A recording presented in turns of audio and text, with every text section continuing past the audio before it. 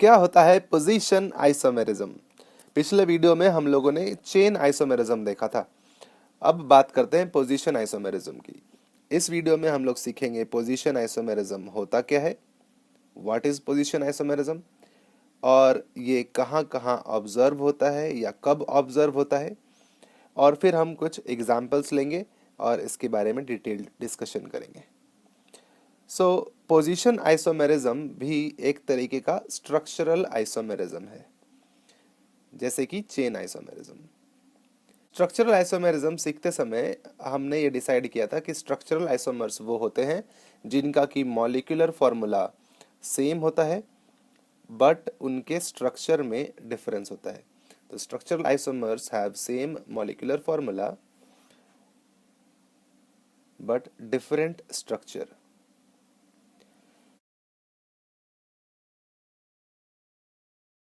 और position isomerism में structure में जो डिफरेंस है guys, that is due to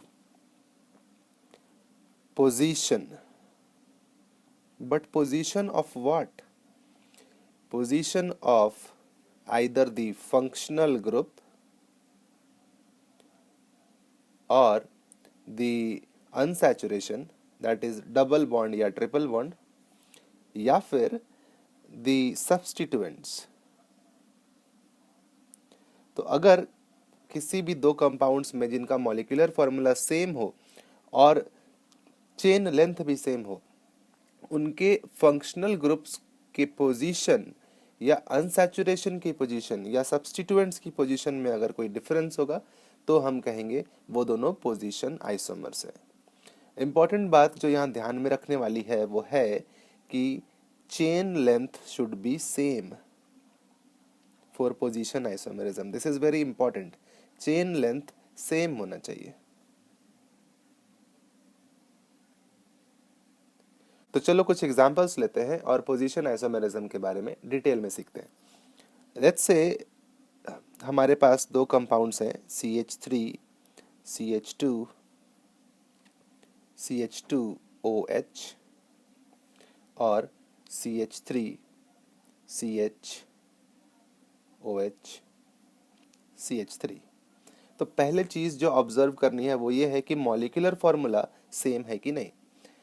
तो फर्स्ट कंपाउंड को ध्यान से देखो तो उसके पास 3 कार्बन एटम्स हैं, 3 to 5 to 7 1 8 हाइड्रोजन एटम्स हैं और 1 ऑक्सीजन एटम है।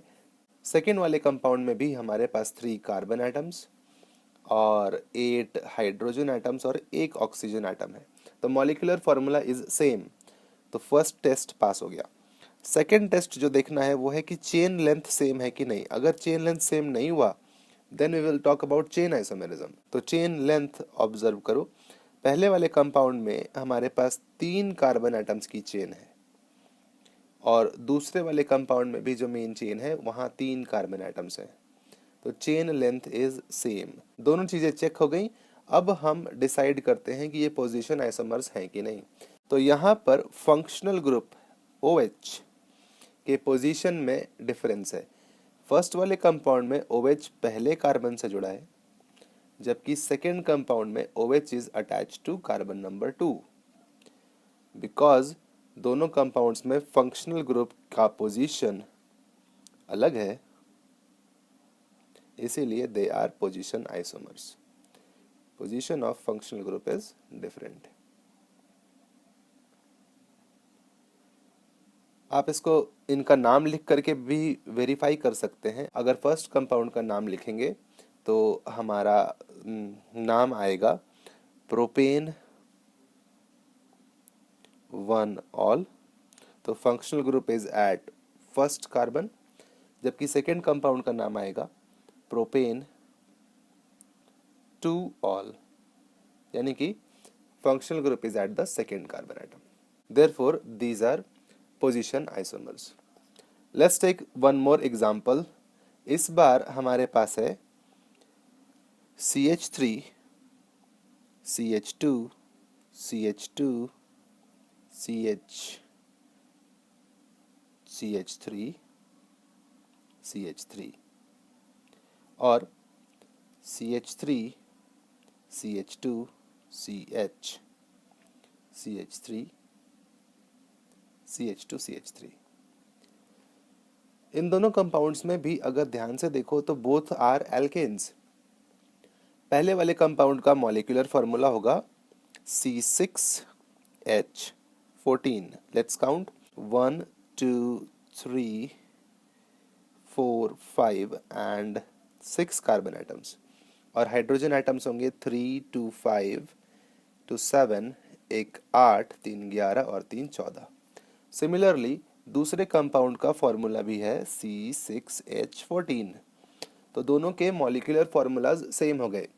नाउ अब हम चेन लेंथ पर ध्यान देते हैं।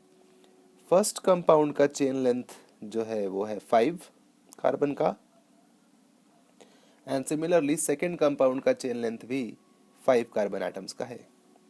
देन दोनों स्ट्रक्चर्स के बीच में डिफरेंस कहाँ पर है?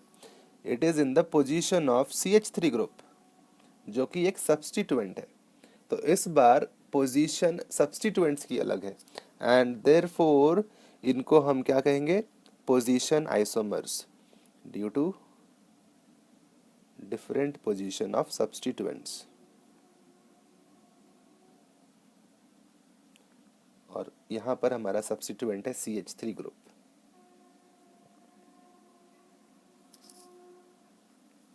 अगर इनका नाम लिखेंगे तो फर्स्ट कंपाउंड का नाम आएगा 2-मिथाइल पेंटेन,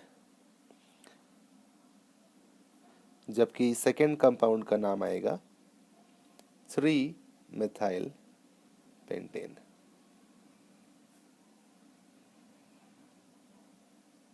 तो आई होप आपको क्लियर है कि पोजीशन आइसोमर्स कैसे डिसाइड करते हैं। एक फाइनल एग्जांपल लेते हैं जहां पोजीशन आइसोमरिज्म अनसैचुरेशन के कारण होगा।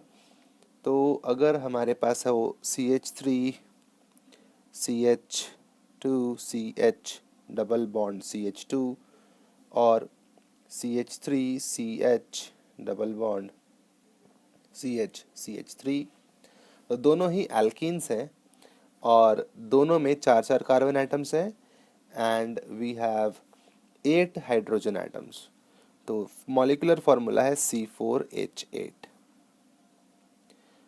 ऑल्सो दोनों ही कंपाउंड्स की चेन लेंथ सेम है, 4 कार्बन एटम्स की।